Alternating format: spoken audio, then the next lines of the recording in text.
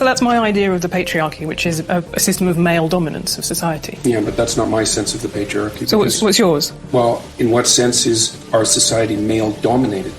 The fact that the vast majority of wealth is owned by men, the vast majority of capital is owned by men. Women do more unpaid labour. A very tiny proportion of men, and a huge proportion of people who are seriously disaffected are men. Most people in prison are men.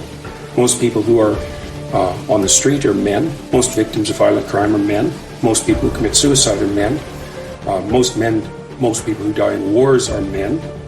People who do worse in school are men. It's like, where's the dominance here precisely? What you're doing is you're taking a tiny substrata of hyper-successful men and using that to represent the entire structure of Western society. There's nothing about that that's vaguely appropriate. But I could say equally well that most rape victims are women. Terrible things happen to people of both sexes. And you could say that with perfect utility, but that doesn't provide any evidence for the existence of a male-dominated patriarchy. It just means that terrible things happen to both genders, which they certainly do. But there are almost no women who rape men, for example. So that is an asymmetry there in sexual violence.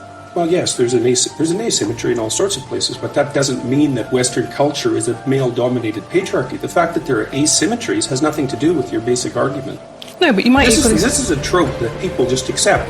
Western society is a male-dominated patriarchy. It's like, no, it's not. That's not true. And even if it has a patriarchal structure to some degree, the fundamental basis of that structure is not power; it's competence.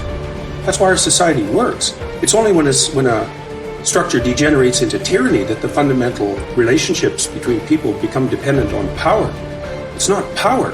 If you hire a plumber who's likely to be male, it's not because there's roving bands of tyrannical plumbers forcing you to make that choice. And it's the case with almost every interaction that you have at the face of our culture.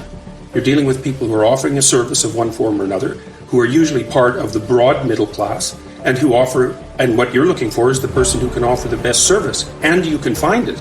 It's not a consequence of being dominated by anything that's tyrannical.